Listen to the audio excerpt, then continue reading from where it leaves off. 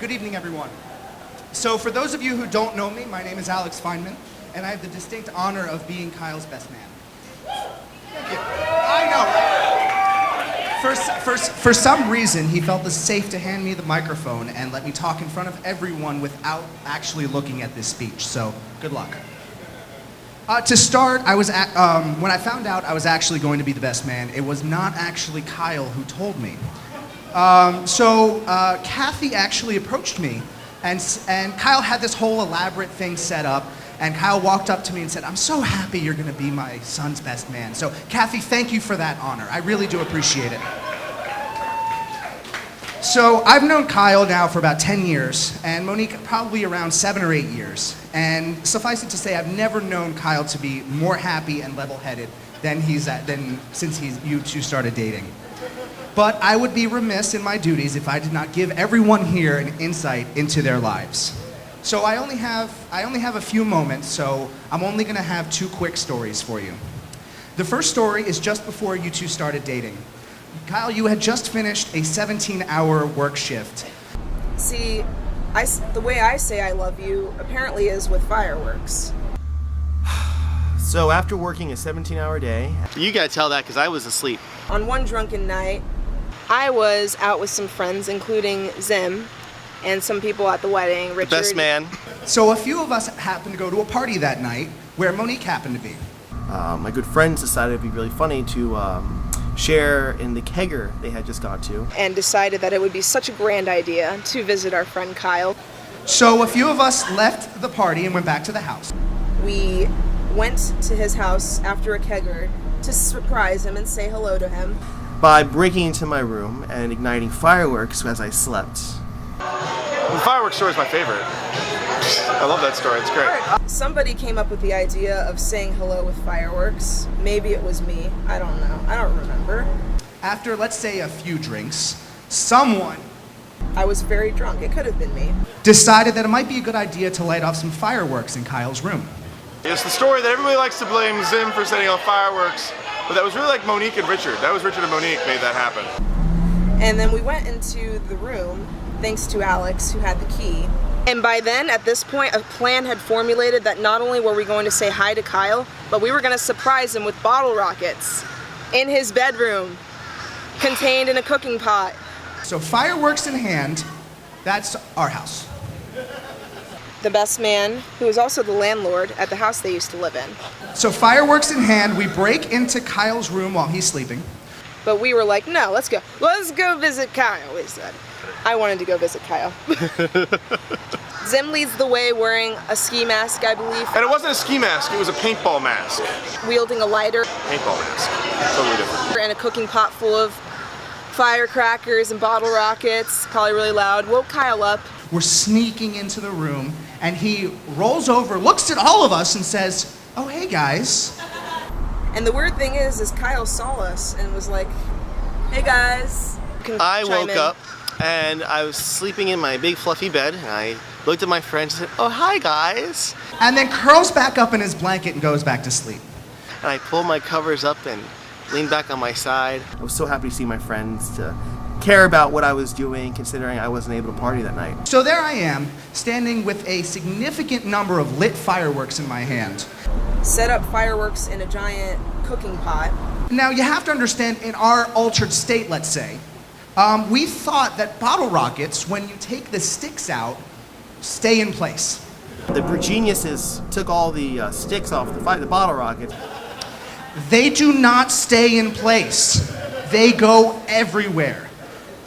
And that all turned into chaos within 5 or 6 seconds. And that is the exact moment that I realized this is a terrible idea. At this moment, pop, pop, pop, pop, pop, pop, pop. Everything is exploding around us. At that moment, all chaos was ensuing. The destruction and the chaos. So we hear, "Go, go, go!" My trust in my friends was shattered. Bottle rockets flying everywhere. So that's when I had to take cover. Bottle rockets are flying. They just kind of all exploded in every different way and shape and form. And I thought that it was the end of the world. Burning blankets, burning curtains. And I believed I was about to be raptured. Setting my comforter on fire. Kyle took for cover.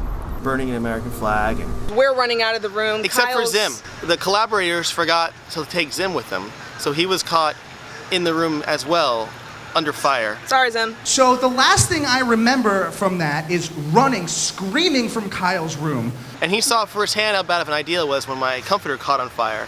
looking over my shoulder and seeing explosions happen, Kyle cuddled up in his blanket, and the blanket's on fire. And yeah, my last memory was also of the blanket being on fire. Assumed that I could always believe in my roommates and my friends to look out for my best interests. Instead, they broke into my room and tried killing me. Yeah, so you look over your shoulder and you see your buddy's blanket on fire and he's cowering for fear. It's definitely experience. And Kyle came out after us looking real pissed. As retribution, Kyle came out, ripped up a rotten banana, and threw it at all of us. And you threw one square at my chest. And then it hit my heart like Cupid's arrow. Because nothing says I love you like almost killing you with fireworks. It does.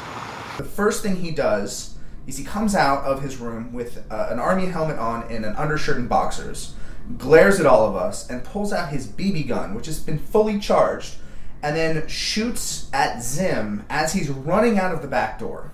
So afterwards, we had a nice kumbaya where I chased everyone down with a BB gun and a gallon of gasoline. And then proceeds to say, you know, this is going to be funny in about 45 minutes. But that's how he calmed down, by eating an entire sandwich to himself. Yes, he makes himself an entire sandwich, eats the entire sandwich in front of all of us. Fatty. But when Kyle and Monique's eyes met, I knew that sparks began to fly. It is kind of, I think, a grand gesture to light off fireworks in the room of the one you love and wake them up in terror. The second story I would like to share is the day that I knew Kyle was, let's call, smitten with Monique. So it's about 3 a.m., I'm fast asleep, and I hear a large crash in the house. So a roommate texts me very quickly saying, are we being broken into? And so of course I go outside and I have my metal pole and I leave the safety of my locked room, which at this point you know locked rooms mean nothing. So I run outside and all I see are feet in a hallway. To spare you some gruesome details, Kyle had hit his chin. So now you see his pretty face. It was not that pretty, and I still have evidence. So if you want to see it, come see me later. So that's my job. So yes, so now in delirious, in shock, and in considerable pain, we threw him onto the couch. And the next words he spoke actually solidified in my mind that he was officially head over heels for Monique. He looked at me with these puppy dog eyes, and he said to me, do you think Monique will still like me? Nope, you get to do that later. So, Kyle, the only advice I give you for the rest of your life is always to think if Monique will still like you when you're about to do something stupid or reckless. Monique, if he does something stupid or reckless, I hope that you do forgive him and still like him, or better yet, do it with him. So now everyone, I'd like you to raise your glasses and join me in wishing them a long life together filled with fireworks and adventure. Ladies and gentlemen, to the bride and groom.